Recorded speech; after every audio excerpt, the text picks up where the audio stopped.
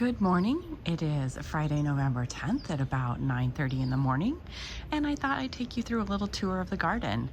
I have been gone for a couple weeks, so we're going to take a look at what changed, and one of the things that changed was the weather. It has cooled off substantially.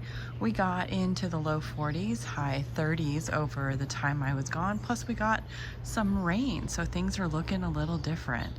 The Oklahoma redbud is starting to yellow up, which is looking beautiful. The raised bud is looking really nice.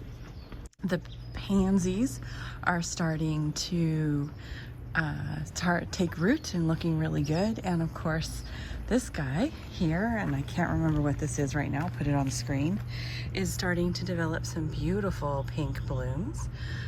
The arbovitas are looking really nice. This one here on this side needs to be moved.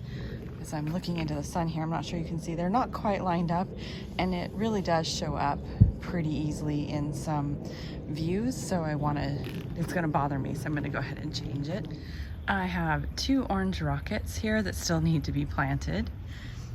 The Chinese pistache is putting on color. Oh, I love the way these look in the fall. They're so gorgeous. The yellows and reds and oranges are just beautiful. I adore them, and they're all over our area. Some of them are just luminescent in the sun, and I love it. Everything is starting to turn color, and we're getting some beautiful vignettes in the garden. The Spyra dropped all its leaves earlier. I noticed it dropping leaves early, probably October, and that surprised me. I'm not really sure what the deal is there, but last year they looked gorgeous. I'll try and throw a picture up on the screen, but this year not so good. Here's something for you guys to see. So I spread California poppies in this area a couple years ago throughout the garden, and they have really taken off. This is all poppies that are starting to grow in. The seeds drop in the spring and sit in the soil till it gets wet, and then I've got a carpet of poppies developing. Not all of them end up coming out, but it is crazy. I was trying to really reduce the amount because it is a little excessive in the garden, but they are so gorgeous when they bloom. Something else I have coming in is tons of foxglove.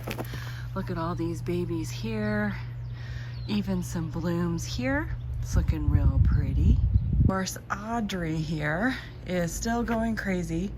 It is the most disgusting plant, and I cannot wait to get rid of it, which I plan to do probably this week. But it is disgusting and covered in powdery mildew and just, ugh, it's gotta go. It's gotta go.